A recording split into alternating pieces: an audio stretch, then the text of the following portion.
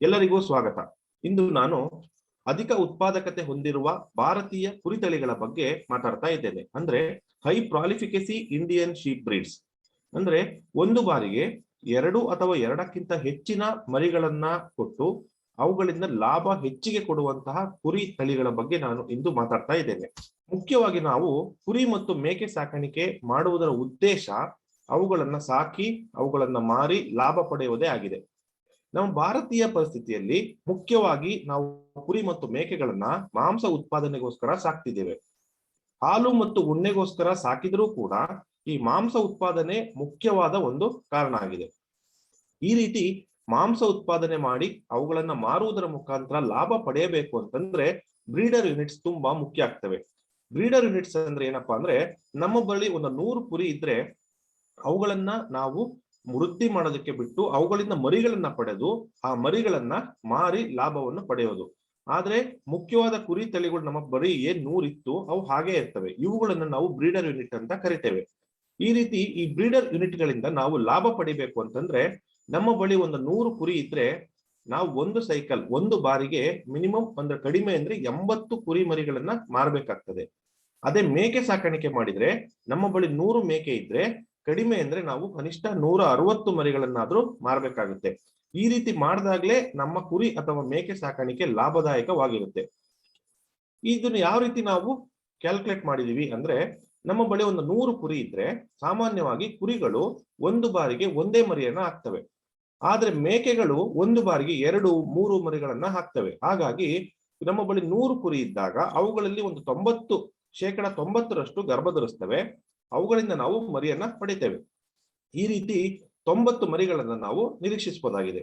ಅದೇ ನಮ್ಮ ಬಳಿ ಮೇಕೆಗಳಿದ್ರೆ 100 ಮೇಕೆಗಳಲ್ಲಿ ಒಂದು 90 ಗರ್ಭ ಧರಿಸ್ತವೆ. ಅವುಗಳಿಂದ ಒಂದೊಂದರಿಂದ 2 ಮರಿ ಅಂತಂದ್ರೂ 180 ಮರಿಗಳನ್ನ ನಾವು ಪಡಿತೀವಿ. ಅವುಗಳಲ್ಲಿ 5% ಸಾವನ್ನಪ್ಪಿದ್ರು ಕೂಡ, ಅದಲ್ಲದೆ ದೊಡ್ಡ ಕುರಿಗಳು ಅಥವಾ ಮೇಕೆಗಳು 5% ಸಾವನ್ನಪ್ಪಿದ್ರು ಕೂಡ ಕೊನೆಗೆ ನಾವು ಒಂದು 100 ಕುರಿಗಳಿಂದ 80 ಮರಿಗಳನ್ನ ಪಡಿತೇವೆ. ಅದೇ ಮೇಕೆಗಳಾದ್ರೆ ಸುಮಾರು 160 ಮರಿಗಳನ್ನ ಪಡಿತೇವೆ. ಈ ರೀತಿ ಈ ಒಂದು ಅಂಶ ನಮಗೆ ಏನ್ ತೋರಿಸುತ್ತಪ್ಪ ಅಂತಂದ್ರೆ, ಈ ಕುರಿ ಮತ್ತು ಮೇಕೆ ಸಾಕಾಣಿಕೆಗಳಲ್ಲಿ ಮೇಕೆ ಸಾಕಾಣಿಕೆ ಅತ್ಯಂತ ಲಾಭದಾಯಕವಾದುದಾಗಿದೆ. ಏನಕ್ಕೆ ಅಂದ್ರೆ, ಒಂದು ಬಾರಿಗೆ ನಾವು ಮೇಕೆಗಳಲ್ಲಿ ಒಂದು ಮೇಕೆಯಿಂದ 2 ಮರಿಗಳನ್ನ ಪಡಿತೀವಿ. ಅದೇ ಕುರಿಗಳಲ್ಲಾದ್ರೆ ಕೇವಲ 1 ಮರಿಯನ್ನ ಪಡಿತೀವಿ. ಕೆಲವೊಂದು ಸಣ್ಣ ತಳಿಗಳು ಮೇಕೆಗಳಲ್ಲಿ ಬಾರ್ಬರಿ ಅಥವಾ ಬ್ಲಾಕ್ ಬೆಂಗಾಲ್, ತೆಲಿಚರಿ ಈ ರೀತಿಯ ಕೆಲವು ತಳಿಗಳು 3 ಅಥವಾ 2 ಮರಿಗಳನ್ನ ಕೊಡ್ತಾನೆ ಇರ್ತವೆ. ಈ ರೀತಿ ಮೇಕೆ ಸಾಕಾಣಿಕೆ ಯಾವಾಗ್ಲೂ ಲಾಭದಾಯಕವಾದದ್ದಾಗಿದೆ. ಆದ್ರೆ ಕುರಿಗಳಲ್ಲಿ ಸಾಮಾನ್ಯವಾಗಿ 1 ಮರಿ ಹಾಕೋದು ಸಹಜ. ಕೇವಲ 5-10% ಕುರಿಗಳು ಮಾತ್ರ 2 ಮರಿಗಳನ್ನ ಹಾಕ್ತವೆ. ಕೆಲವೊಂದು ಬಹಳ ತುಂಬಾ ಅಸಹಜವಾಗಿ 3 ಮರಿಗಳನ್ನು ಕೂಡ ಹಾಕ್ತವೆ. ಆದ್ರೆ ನಮಗೆ ಒಂದು ವಿಚಾರ ಏನಂದ್ರೆ, ನಮ್ಮ ಭಾರತದಲ್ಲೇ ಒಂದು ಬಾರಿಗೆ 2 ಅಥವಾ 3 ಮರಿಗಳನ್ನ ಕೊಡುವಂತ ತಳಿಗಳು ಕೂಡ ಇವೆ. ಅವುಗಳ ಬಗ್ಗೆ ತಿಳ್ಕೊಳ್ಳೋದಕ್ಕೋಸ್ಕರ ಈ ಒಂದು ಸೆಷನ್ ನಲ್ಲಿ ನಾನು ಹೇಳ್ತಾ ಇದ್ದೇನೆ. ನಮ್ಮ ಭಾರತದಲ್ಲಿ ಈ ರೀತಿ 2 ಅಥವಾ 3 ಮರಿಗಳನ್ನ ಕೊಡುವಂತಹ ತಳಿಗಳಲ್ಲಿ 2 ವಿಧ. ಒಂದನೇದಾಗಿ ಪ್ರಕೃತಿ ದತ್ತವಾಗಿ ಬಂದಿರುವಂತ ಕುರಿ ತಳಿಗಳು, ಅವುಗಳಂದ್ರೆ ಗೆರೋಲ್ ಮತ್ತೆ ಕೇಂದ್ರಪದ. ಅದೇ ಕೆಲವೊಂದು ಬಾರಿ ಅವುಗಳನ್ನ ಅಭಿವೃದ್ಧಿ ಪಡಿಸಲಾಗಿರುತ್ತೆ. ಕೆಲವೊಂದು ಸಂಸ್ಥೆಗಳಲ್ಲಿ ನಮಗೆ ಬೇಕಾದ ರೀತಿ ಅವುಗಳನ್ನು ಅಭಿವೃದ್ಧಿ ಪಡಿಸಲಾಗಿದೆ. ಅವುಗಳು 2 ಅಥವಾ 3 ತಳಿಗಳ ಮಿಶ್ರಣ ಆಗಿರ್ತವೆ. ಅವುಗಳನ್ನ ನಾವು ಈ ರೀತಿ ಅಭಿವೃದ್ಧಿ ಪಡಿಸಿದ ತಳಿಗಳು ಅಂತ ಕರಿತೀವಿ. ಅವುಗಳಂದ್ರೆ ಅವಿಶಾನ್, ನಾರಿ ಸುವರ್ಣ, ನಾರಿ ಕಾಂಪೋಸಿಟ್. ಇವುಗಳ ಬಗ್ಗೆ ತಿಳ್ಕೊಳ್ಳೋಣ. ಮೊದಲನೇದಾಗಿ ಅವಾಗೆ ಬಂದಿರುವಂತವು ಅಂದ್ರೆ ಪ್ರಕೃತಿ ದತ್ತವಾಗಿ ಬಂದಿರುವಂತಹ ಕುರಿ ತಳಿಗಳ ವಿವರ. ಗೆರೋಲ್. ಈ ಗೆರೋಲ್ ಎನ್ನುವುದು ಪ್ರಕೃತಿ ದತ್ತವಾಗಿ ಬಂದಿರುವಂತಹ ಒಂದು ಕುರಿತಳಿ, ಮಾಂಸದ ಕುರಿತಳಿಯಾಗಿದೆ. ಇದು ಮೊದಲನೇ ಬಾರಿಗೆ ಗುರುತಿಸಲ್ಪಟ್ಟಂತ ಅಧಿಕ ಉತ್ಪಾದಕತೆ ಹೊಂದಿರುವ ಭಾರತೀಯ ಕುರಿತಳಿ ಆಗಿದೆ. ಇದರ ಮೂಲ ಬಂದು ವೆಸ್ಟ್ ಬೆಂಗಾಲ್ನ ಸುಂದರ್ಬನ್ ಎನ್ನುವಂತ ಒಂದು ಪ್ರಾಂತ್ಯ. ಇದೊಂದು ಸಣ್ಣ ಗಾತ್ರದ ಕುರಿಯಾಗಿದ್ದು ಸಾಮಾನ್ಯವಾಗಿ ಇದರ ಬಣ್ಣ ಬೂದು ಮತ್ತು ಬಿಳಿ ಮಿಶ್ರಿತ ಆಗಿರುತ್ತೆ, ಅಥವಾ ಕೆಲವೊಂದು ಬಾರಿ ಕಪ್ಪು ಮತ್ತು ಈ ಒಂದು ಬ್ರೌನ್ ಕಲರ್ ಕೂಡ ಇರುತ್ತದೆ. ಕಂದು ಬಣ್ಣವನ್ನು ಕೂಡ ಹೊಂದಿರುತ್ತೆ. ಮತ್ತೆ ಇದರ ಉಣ್ಣೆ ತುಂಬಾ ದಪ್ಪ ಇರದಲೆ ಸಾಮಾನ್ಯವಾಗಿ ತೆಳ್ಳಗೆ ಇರುತ್ತೆ. ಮತ್ತೆ ಈ ಒಂದು ತಳಿನಲ್ಲಿ ಗಂಡು ಬಂದು ಕೊಂಬನ್ನ ಹೊಂದಿರ್ತವೆ. ಅದೇ ಹೆಣ್ಣು ಆದ್ರೆ ಕೊಂಬನ್ನ ಹೊಂದಿರೋದಿಲ್ಲ. ಸಾಮಾನ್ಯವಾಗಿ ಒಂದು ದೇಹದ ತೂಕ ಗಂಡು ಕುರಿಗಳಲ್ಲಾದ್ರೆ ಅಧಿಕ ಅಂತಂದ್ರೆ ಗರಿಷ್ಠ ಅಂದ್ರೆ 18 kg ವರೆಗೆ ಇವು ತೂಗ್ತವೆ. ಅದೇ ಹೆಣ್ಣು ಕುರಿಗಳಾದ್ರೆ ಒಂದು ಗರಿಷ್ಠ ಅಂದ್ರೆ 15 kg ವರೆಗೆ ತೂಗ್ತವೆ. ಅಂದ್ರೆ ಇದೊಂದು ಸಣ್ಣ ಗಾತ್ರದ ಕುರಿತಳಿ ಅಂತ ನಮಗೆ ತಿಳಿಯುತ್ತೆ. ಈ ಒಂದು ಕುರಿತಳಿ ಬಗ್ಗೆ ನಮಗೆ ಮುಖ್ಯವಾಗಿ ತಿಳಿಬೇಕಾಗಿರೋ ಮತ್ತು ಭಾರತೀಯರು ಹೆಮ್ಮೆ ಪಡುವಂತ ಒಂದು ವಿಚಾರ ಏನಂದ್ರೆ, ನಮಗೆಲ್ಲ ಗೊತ್ತಿರೋ ಹಾಗೆ ಆಸ್ಟ್ರೇಲಿಯಾದ ಮೆರಿನೋ ಈ ಕುರಿತಳಿ ಮಾಂಸ ಉತ್ಪಾದಕತೆಯಲ್ಲಿ ತುಂಬಾ ಹೆಸರು ಮಾಡಿರುವಂತ, ತುಂಬಾ ಅಧಿಕ ಉತ್ಪಾದಕತೆ ಹೊಂದಿರುವಂತ ಒಂದು ಕುರಿತಳಿ ಆಗಿದೆ. ಇದರ ಈ ಬೋರೋಲಾ ಮೆರಿನೋ ಶೀಪ್ ಈ ಕುರಿ ಏನಿದೆ, ಇದರ ಜೀನ್ ನಮ್ಮ ಒಂದು ಗೆರೋಲ್ ಬ್ರೀಡ್ ಇಂದ ಬಂದಿದೆ ಅನ್ನೋದು ಕೂಡ ಸಂಶೋಧನೆಯಿಂದ ತಿಳಿಯಲ್ಪಟ್ಟಿದೆ. ಇದು ನಾವೆಲ್ಲರೂ ಕೂಡ ಹೆಮ್ಮೆ ಪಡಬೇಕಾಗಿರುವಂತ ಒಂದು ವಿಚಾರ ಆಗಿದೆ. ಈ ಗೆರೋಲ್ ಬ್ರೀಡ್ ಅಲ್ಲಿ ಸಾಮಾನ್ಯವಾಗಿ ಈ ತಳಿನಲ್ಲಿ ಏನಾಗುತ್ತೆ ಅಂದ್ರೆ, ಒಂದು 100 ಕುರಿಗಳಿದ್ರೆ 173% ಮರಿಗಳನ್ನು ನಾವು ನಿರೀಕ್ಷಿಸಬಹುದಾಗಿದೆ. ಅಂದ್ರೆ ಒಂದು 30% ಕುರಿಗಳು ಒಮ್ಮೆಗೆ ಒಂದು ಮರಿ ಹಾಕಿದ್ರೆ 45% ಕುರಿಗಳು ಒಂದು ಬಾರಿಗೆ 2 ಮರಿ ಹಾಕ್ತವೆ ಮತ್ತು 20% ಸುಮಾರು 3 ಮರಿಗಳನ್ನು ಕೂಡ ಹಾಕ್ತವೆ. ಹಾಗಾಗಿ ಸುಮಾರು 65% ನಮಗೆ ಒಂದು ಬಾರಿಗೆ ಒಂದಕ್ಕಿಂತ ಹೆಚ್ಚು ಮರಿಗಳನ್ನ ಪಡೆಯುವಂತ ಸಾಧ್ಯತೆ ಇದೆ. ಮುಂದಿನದಾಗಿ ಕೇಂದ್ರ ಪದ, ಇದು ಕೂಡ ಪ್ರಕೃತಿ ದತ್ತವಾಗಿ ಬಂದಿರುವಂತಹ ಒಂದು ಅಧಿಕ ಉತ್ಪಾದಕತೆ ಹೊಂದಿರುವ ಭಾರತೀಯ ಕುರಿತಳಿಯಾಗಿದೆ. ಇದು 2ನೇ ಅಧಿಕ ಉತ್ಪಾದಕತೆ ಹೊಂದಿರುವ ಭಾರತೀಯ ಕುರಿತಳಿ ಅಂತ ಇದನ್ನ ಗುರುತಿಸಲ್ಪಟ್ಟಿದೆ.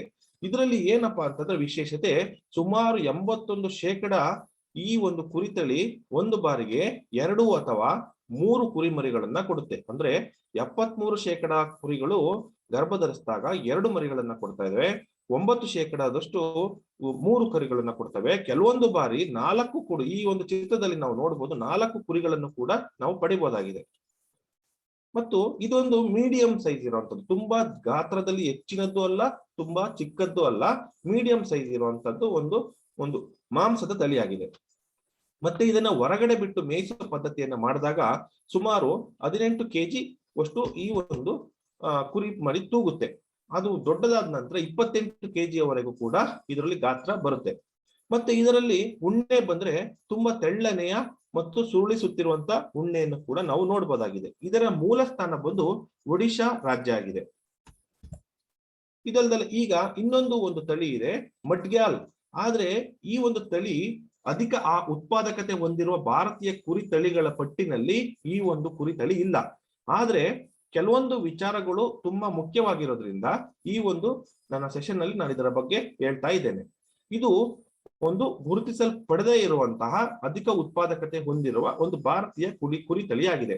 ಇದು ಅತ್ಯಂತ ಎತ್ತರವಾಗಿದೆ ಅಂತ ಒಂದು ತಳಿಯಾಗಿದೆ ಮತ್ತು ಬೇರೆ ತಳಿಗಳಿಗೆ ನೋಡಿದರೆ ಇದರ ಗಾತ್ರ ಕೂಡ ತುಂಬಾ ಹೆಚ್ಚಾಗಿರುತ್ತೆ. ಇದರಲ್ಲಿ ಒಂದು ಪ್ರೌಢಾವಸ್ಥೆಗೆ ಬಂದಿರುವಂತಹ ಒಂದು ಕುರಿ ಸುಮಾರು 57ರಿಂದ 60 kg ಅಷ್ಟು ತೂಕ ಬರುತ್ತೆ. ಅದೇ ಒಂದು ಹೆಣ್ಣು ಕುರಿ ತಳಿ ಆದ್ರೆ 44ರಿಂದ 48 kg ಅಷ್ಟು ಇದು ತೂಕ ಬರುತ್ತೆ.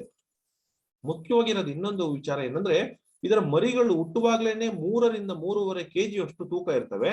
ಮತ್ತೆ ಈ ಮರಿಗಳು ತುಂಬಾ ಬೇಗನೆ ತಮ್ಮ ಗಾತ್ರವನ್ನ ಹೆಚ್ಚಿಸ್ಕೊಳ್ತವೆ. ಬೇರೆ ಯಾವುದೇ ತಳಿಗಳಿಗೆ ನೋಡಿದ್ರೆ ಈ ತಳಿನಲ್ಲಿ ತುಂಬಾ ಬೇಗ ಮರಿಗಳು ತಮ್ಮ ತೂಕವನ್ನ ಹೆಚ್ಚಿಸ್ಕೊಳ್ತವೆ. ಕೇವಲ 3 ತಿಂಗಳಲ್ಲಿ ಈ ಮರಿ ಸುಮಾರು ಗಂಡಾದ್ರೆ 33 kg ಬರುತ್ತೆ, ಅದೇ ಹೆಣ್ಣಾದ್ರೆ ಸುಮಾರು 25 kg ಅಷ್ಟು ಬರುತ್ತೆ. ಇದಲ್ಲದೆ ಇವುಗಳನ್ನು ಹೊರಗಡೆ ಮೇಯಿಸುವಂತ ಪದ್ಧತಿನಲ್ಲಿ ಸುಮಾರು 10ರಿಂದ 15% ಕುರಿಗಳು 2 ಮರಿಗಳು 3 ಮರಿಗಳನ್ನ ಹಾಕ್ತವೆ. ಅದನ್ನ ಒಂದೇ ಜಾಗದಲ್ಲಿ ಕಟ್ಟಿ ಸಮತೋಲನ ಆಹಾರ ಕೊಟ್ಟಾಗ 25ರಿಂದ 35% ಕೂಡ ಇವು ಒಂದು ಬಾರಿಗೆ 2 ಮತ್ತೆ 3 ಮರಿಗಳನ್ನ ಕೊಡ್ತವೆ. ಈ ಒಂದು ತಳಿನಲ್ಲಿ ಮುಖ್ಯವಾಗಿ ಇದಕ್ಕೆ ರೋಮನ್ ನೋಸ್ ಅಂತ ಇರುತ್ತದೆ. ಅಂದ್ರೆ ಈ ರೀತಿ ಬಾಗಿರುವಂತಹ ಮೂಗನ್ನು ನಾವು ಈ ಒಂದು ತಳಿಯಲ್ಲಿ ವಿಶೇಷವಾಗಿ ಗಮನಿಸಬಹುದಾಗಿದೆ. ಇದಲ್ಲದೆ ಈ ತಳಿಯ ಇನ್ನೊಂದು ವಿಶೇಷತೆ ಏನಂದ್ರೆ, ಇದಕ್ಕೆ 2 ಗಂಡು ಮತ್ತೆ ಹೆಣ್ಣು ಎರಡಕ್ಕೂ ಕೂಡ ಕೊಂಬು ಇರೋದಿಲ್ಲ. ಬೇರೆ ತಳಿಗಳಲ್ಲಿ ಗಂಡಲ್ಲಿ ಕೊಂಬಿದ್ದು ಹೆಣ್ಣಲ್ಲಿ ಕೊಂಬು ಇಲ್ದಲೇ ಇರುತ್ತೆ. ಆದ್ರೆ ಈ ಒಂದು ತಳಿನಲ್ಲಿ ಗಂಡು ಮತ್ತೆ ಹೆಣ್ಣು ಎರಡರಲ್ಲೂ ಕೂಡ ಕೊಂಬು ಇರೋದಿಲ್ಲ. ಇದು ಮುಖ್ಯವಾಗಿ ಮಹಾರಾಷ್ಟ್ರದ ಸಾಂಗ್ಲಿ ಎನ್ನುವಂತ ಒಂದು ಜಿಲ್ಲೆಯಲ್ಲಿ ಕಂಡು ಬರುತ್ತೆ. ಇದಾದ ನಂತರ ಇದನ್ನ ಅಭಿವೃದ್ಧಿಪಡಿಸಲಾದಂತ ತಳಿಗಳ ಬಗ್ಗೆ ತಿಳ್ಕೊಳ್ಳೋಣ. ಮೊದಲನೇದಾಗಿ ಅವಿಶಾನ್. ಇದು ಒಂದು ಅಭಿವೃದ್ಧಿಪಡಿಸಲಾದಂತ ಕುರಿ ತಳಿಯಾಗಿದೆ. ಇದನ್ನ ICAR CSWRI ರಾಜಸ್ಥಾನ್ ಇವರು 2016 ಜನವರಿಯಲ್ಲಿ ಇದನ್ನ ರಿಲೀಸ್ ಮಾಡಿದ್ರು. ಇದನ್ನ ಇಲ್ಲೇ ಈ ಒಂದು ICAR CSWRI ನಲ್ಲಿ ಈ ತಳಿಯನ್ನ ಅಭಿವೃದ್ಧಿಪಡಿಸಲಾಯಿತು. ಇದು ಒಂದು 3 ತಳಿಗಳ ಮಿಶ್ರಣ ಆಗಿದೆ. ಅಂದ್ರೆ ಸುಮಾರು 12.5% ಗೆರೋಲ್ ತಳಿದು, 37.5% ಮಾಲ್ಪುರ ತಳಿ, 50% ಪಟನ್ವಾಡಿ ತಳಿ. ಈ 3 ತಳಿಗಳಲ್ಲಿರುವಂತಹ ಉತ್ಕೃಷ್ಟವಾದ ಗುಣಗಳನ್ನೆಲ್ಲ ಒಂದೇ ತಳಿಯಲ್ಲಿ ಪಡೆದಿರೋದು ಅಂತಂದ್ರೆ ಅದು ಅವಿಶಾನ್. ಇದರಲ್ಲಿ ಏನಪ್ಪಾ ಒಂದು ಮುಖ್ಯವಾದ ವಿಶೇಷತೆ ಅಂದ್ರೆ, ಸಾಮಾನ್ಯವಾಗಿ ಈ ತಳಿ 2 ಅಥವಾ 3 ಮರಿಗಳನ್ನ ಕೊಡುತ್ತೆ. ನಾವು ಈ ಚಿತ್ರದಲ್ಲಿ ನೋಡಬಹುದು, ಇಲ್ಲಿ 2 ಮರಿಗಳನ್ನು ಕೊಟ್ಟಿದೆ. ಈ ಚಿತ್ರದಲ್ಲಿ 4 ಮರಿಗಳನ್ನು ಕೂಡ ನಾವು ಪಡೆಯಬಹುದಾಗಿದೆ. ಇನ್ನೊಂದೇನೆಂದ್ರೆ, ಇದರಲ್ಲಿ ಹುಟ್ಟುವಾಗ 3.3 kg ತೂಕ ಇರುತ್ತೆ. 3 ತಿಂಗಳಲ್ಲೇ 16.8 kg ತೂಗುತ್ತೆ. ಮತ್ತೆ 6ನೇ ತಿಂಗಳಿಗೆ ಬಂದಾಗಲೇ 25 kg ತೂಕ ವೃದ್ಧಿಯಾಗಿರುತ್ತೆ. ಮತ್ತು 1 ವರ್ಷಕ್ಕೆ ಬಂದಾಗ 34 kg ತೂಕವನ್ನ ಹೊಂದಿರುತ್ತದೆ. ಈ ರೀತಿ ಈ ಒಂದು ಕುರಿ ತಳಿಯನ್ನ ಸಾಕೋದ್ರಿಂದ ಲಾಭ ಸಿಗ್ತದೆ. ಇದನ್ನ ಮುಖ್ಯವಾಗಿ ಅಭಿವೃದ್ಧಿಪಡಿಸಿರೋದು CSWRI ನಲ್ಲಿ ರಾಜಸ್ಥಾನ್. ಇಲ್ಲಿ ಈ ಚಿತ್ರದಲ್ಲಿ ಕಾಣಿಸ್ತಾ ಇರುವಂತವರು ಡಾಕ್ಟರ್ ಅರುಣ್ ಕುಮಾರ್ ತೋಮರ್ ಸರ್ ಅವರು. ಇವರು ಈಗ ಪ್ರಸ್ತುತ CSWRI ರಾಜಸ್ಥಾನದ ನಿರ್ದೇಶಕರಾಗಿದ್ದಾರೆ. ಈ ಚಿತ್ರದಲ್ಲಿ ನಾವು ಅವರು 2 ಮರಿಗಳನ್ನ ಹಿಡಿದುಕೊಂಡಿರೋದನ್ನ ನೋಡಬಹುದಾಗಿದೆ. ಇದಲ್ಲದೆ ಈ ಪಕ್ಕದ ಚಿತ್ರದಲ್ಲಿ 4 ಮರಿಗಳನ್ನು ಹೊಂದಿರೋದನ್ನು ಕೂಡ ನೋಡಬಹುದಾಗಿದೆ. ಈ ರೀತಿ ಅವಿಶಾನ್ ಹೊಂದೋದ್ರಿಂದ ಹೆಚ್ಚಿನ ಲಾಭವನ್ನ ಪಡೆಯಬಹುದಾಗಿದೆ. ಈ ಒಂದು ತಳಿಯ ಬಗ್ಗೆ ಹೆಚ್ಚಿನ ಮಾಹಿತಿಗಾಗಿ http://www.cswri.res.in ಈ ಒಂದು ವೆಬ್ಸೈಟ್ಗೆ ಹೋಗೋದ್ರಿಂದ ಈ ಒಂದು ತಳಿ ಬಗ್ಗೆ ಹೆಚ್ಚಿನ ಮಾಹಿತಿ ಸಿಗುತ್ತೆ. ಮತ್ತು ಈ ಕೆಳಗೆ ಅದರ ವಿಳಾಸವನ್ನು ಕೂಡ ನಾವು ICAR central sheep and wool research institute ಇವರ ಒಂದು ವಿಳಾಸವನ್ನು ಕೂಡ ಇಲ್ಲಿ ನೀಡಿದ್ದೇವೆ. ಇದರ ಮುಖಾಂತರ ನೀವು ಈ ತಳಿಯ ಬಗ್ಗೆ ಹೆಚ್ಚಿನ ಮಾಹಿತಿಯನ್ನ ಪಡೆಯಬಹುದಾಗಿದೆ. ಮುಂದಿನದಾಗಿ ನಾರಿ ಸುವರ್ಣ. ಇದು ಕೂಡ ಅಭಿವೃದ್ಧಿಪಡಿಸಲಾದ ಒಂದು ಕುರಿ ತಳಿಯಾಗಿದೆ. ಇದನ್ನ NARI Nimbkar agriculture research institute Maharashtra ಇವರು ಈ ಒಂದು ತಳಿಯನ್ನ ಅಭಿವೃದ್ಧಿಪಡಿಸಿದ್ದಾರೆ. ಈ ಒಂದು ತಳಿ ಇದೊಂದು ಮಾಂಸದ ತಳಿಯಾಗಿದ್ದು, ಇದು 3 ತಳಿಗಳ ಮಿಶ್ರಣ ಆಗಿದೆ. ಮೊದಲನೇದಾಗಿ ಡೆಕ್ಕನಿ, ಮಡ್ಗಾಲ್, ಗ್ಯಾರೋಲ್. ಇದರಲ್ಲಿ ನಮಗೆ ಗೊತ್ತಿರೋ ಹಾಗೆ ಡೆಕ್ಕನಿ ಒಂದು ಮುಖ್ಯವಾದ ಮಾಂಸ ಉತ್ಪಾದನೆ ಮಾಡುವಂತ ಕುರಿ ತಳಿಯಾಗಿದೆ. ಇದರ 50% ಹೆಚ್ಚಿನ ಉತ್ಕೃಷ್ಟ ಗುಣಮಟ್ಟ ಈ ಒಂದು ಕುರಿಗೆ ಬಂದಿರುತ್ತೆ. ಇದಲ್ಲದೆ ನಮಗೆ ಗೊತ್ತಿರೋ ಮಡ್ಗ್ಯಾಲ್ ಈ ಒಂದು ಕುರಿ ತಳಿ ಅತ್ಯಂತ ಹೆಚ್ಚು ತೂಕವನ್ನು ಪಡೆದಿರುವಂತದ್ದು, ಅತ್ಯಂತ ಎತ್ತರವಾಗಿರುವಂತದ್ದು, ಬೇಗ ದೇಹದ ತೂಕವನ್ನು ಹೆಚ್ಚಿಸಿಕೊಳ್ಳುವಂತ ಗುಣಗಳನ್ನ ಹೊಂದಿದೆ. ಈ ರೀತಿ ಎಲ್ಲಾ ಒಳ್ಳೆ ಗುಣಗಳು ಕೂಡ ನಾರಿ ಸುವರ್ಣ ತಳಿಯಲ್ಲಿ ಕಂಡು ಬರುತ್ತೆ. ಮತ್ತೆ ಇದು ಈ ರೀತಿ ಇರೋದ್ರಿಂದ ಇದು ಡೆಕ್ಕನಿ ಒಂದು ಕುರಿ ತಳಿಗಿಂತ ಹೆಚ್ಚಿನ ರೀತಿ ಬೇಗ ಮಾಂಸ ಉತ್ಪಾದನೆ ಮಾಡಿ ಬೇಗ ದಪ್ಪ ಆಗುವಂತದ್ದು, ತುಂಬಾ ದಪ್ಪ ಇರೋದು ಮತ್ತು ಎತ್ತರ ಇರೋದನ್ನ ನಾವು ಕಾಣ್ತೇವೆ. ಮತ್ತೆ 60%ಗಿಂತ ಹೆಚ್ಚಿನ ಕುರಿ ತಳಿಗಳು 2 ಮರಿಗಳನ್ನ ಹಾಕ್ತವೆ. ಕೆಲವೊಂದು ಬಾರಿ 3 ಮರಿಗಳನ್ನು ಕೂಡ ಹಾಕ್ತವೆ. ಮತ್ತೆ ಈ ಒಂದು ಹೆಣ್ಣು ತಳಿಗಳಲ್ಲಿ ಸುಮಾರು 30 kg ಇರುತ್ತೆ. ಗಂಡು ತಳಿ ಆದ್ರೆ ಸುಮಾರು 40 kg ಇರುತ್ತೆ ಪ್ರೌಢಾವಸ್ಥೆಗೆ ಬಂದಾಗ. ಮತ್ತೆ ಇದು ಹುಟ್ಟಿದಾಗ 2 ರಿಂದ 2.5 kg ಈ ಒಂದು ತೂಕವನ್ನ ಹೊಂದಿರುತ್ತೆ. ಮತ್ತೆ ಅದನ್ನ ತಾಯಿಯಿಂದ ಬೇರ್ಪಡಿಸುವ ಸಮಯದಲ್ಲಾಗ್ಲೇ 13 ರಿಂದ 14 kg ಹೊಂದಿರುತ್ತೆ. ಮುಂದಿನ ಒಂದು ತಳಿ ನಾರಿ ಕಾಂಪೋಸಿಟ್. ಇದು ಕೂಡ ನಿಮ್ಕರ್ ಅಗ್ರಿಕಲ್ಚರ್ ರಿಸರ್ಚ್ ಇನ್ಸ್ಟಿಟ್ಯೂಟ್ ಮಹಾರಾಷ್ಟ್ರ ಇವರೇ ಅಭಿವೃದ್ಧಿ ಪಡಿಸಿರುತ್ತಾರೆ. ಇದು ಕೂಡ ಒಂದು ಮಾಂಸದ ತಳಿಯಾಗಿದ್ದು, ಇದು 4 ತಳಿಗಳ ಮಿಶ್ರಣವಾಗಿದೆ. ಡೆಕ್ಕನಿ, ಮಡ್ಗ್ಯಾಲ್, ಗ್ಯಾರೋಲ್ ಮತ್ತು ಆವಾಸಿ ಈ 4 ತಳಿಗಳ ಮಿಶ್ರಣ ಇದಾಗಿದ್ದು, ಈ ಎಲ್ಲಾ ತಳಿಗಳ ಉತ್ತಮ ಗುಣಮಟ್ಟವನ್ನ ಇದು ಹೊಂದಿರುತ್ತೆ. ಇದನ್ನ ಕೂಡ ನಾವು ಈ ಒಂದು ವೆಬ್ಸೈಟ್ ಮುಖಾಂತರ ಇದು ಹೆಚ್ಚಿನ ಮಾಹಿತಿಯನ್ನ ಪಡೆಯಬಹುದಾಗಿದೆ. ಮತ್ತು ಇಲ್ಲಿ ಕೆಳಗಡೆ ಇರೋ ವಿಳಾಸವನ್ನು ಸಂಪರ್ಕಿಸಿ ಕೂಡ ಈ ಮರಿಗಳನ್ನ ಪಡೆಯಬಹುದಾಗಿದೆ. ಆದ್ರೆ ಮುಂಚೆನೆ ಇವರಿಗೆ ಕರೆ ಮಾಡಿ ಮಾತಾಡಿಕೊಂಡು ಹೋಗುವಂಥದ್ದು ಉತ್ತಮ.